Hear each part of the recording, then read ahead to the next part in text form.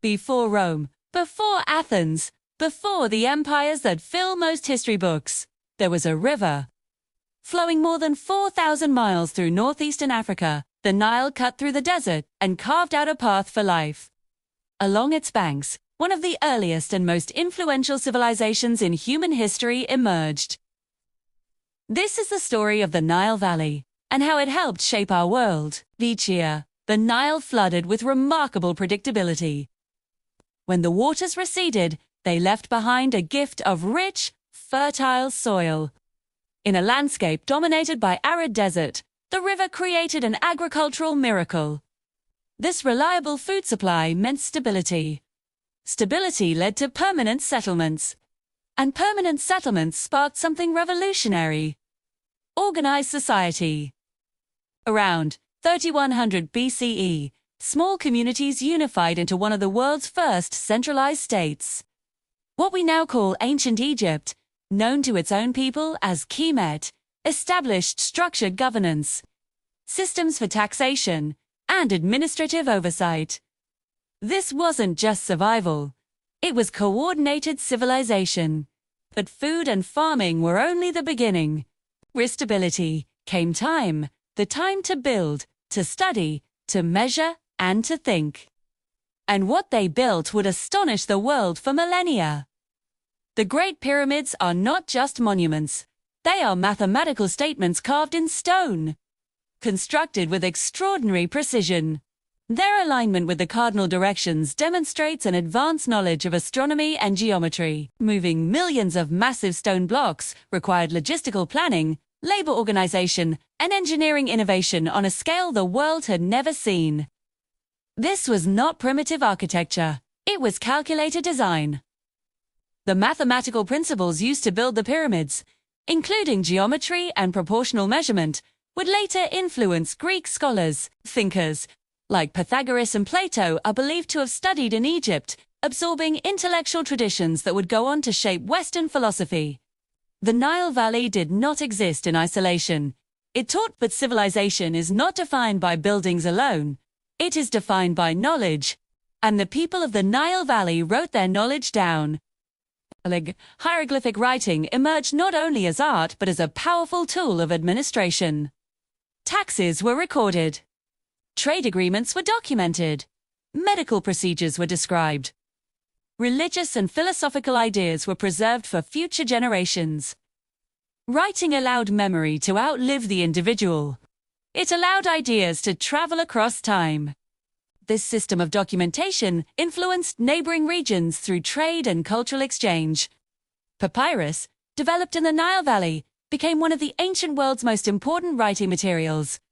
Where knowledge can be recorded, knowledge can expand.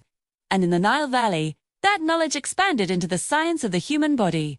Medical texts like the Edwin Smith Papyrus reveal incredibly detailed descriptions of anatomy, surgical procedures, and trauma treatment.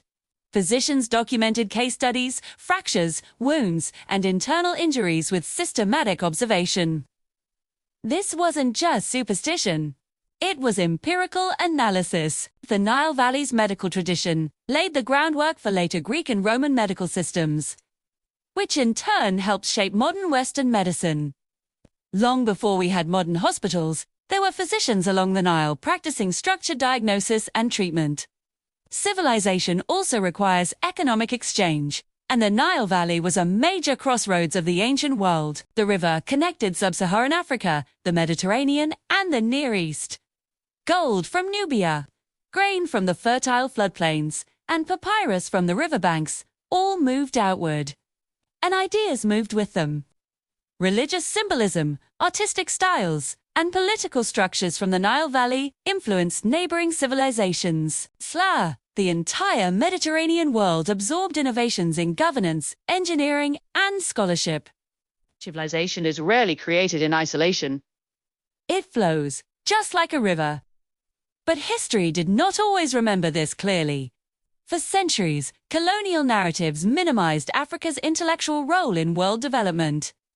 The Nile Valley was often separated from the rest of the continent in textbooks, treated as an anomaly rather than as part of a broader African story. Fortunately, Modern scholarship has worked hard to correct that distortion. Today, the Nile Valley's influence appears in unexpected places. Modern architecture still studies the engineering techniques of the pyramids. Legal and administrative systems trace their conceptual roots back to those early centralized governance models. Modern medical traditions build on principles first recorded in ancient papyri. And for many people across the African diaspora, the Nile Valley represents documented evidence of an advanced African civilization long before colonial interference reshaped global narratives. It stands as proof of intellectual continuity, proof of innovation, proof of origin. The Nile Valley was more than just a location. It was a knowledge corridor, a meeting point of agriculture, mathematics, medicine, governance, and philosophy. Its river fed the fields, its scholars fed civilizations. And its legacy continues to flow through the structures of our modern world. To understand the Nile Valley is not to rewrite history. It is to widen it. Because the story of civilization does not begin in one place, but along the banks of the Nile, it found one of its earliest and most enduring foundations. Thanks for watching. If you found this journey into the past enlightening, please like this video and subscribe for more stories that connect our world.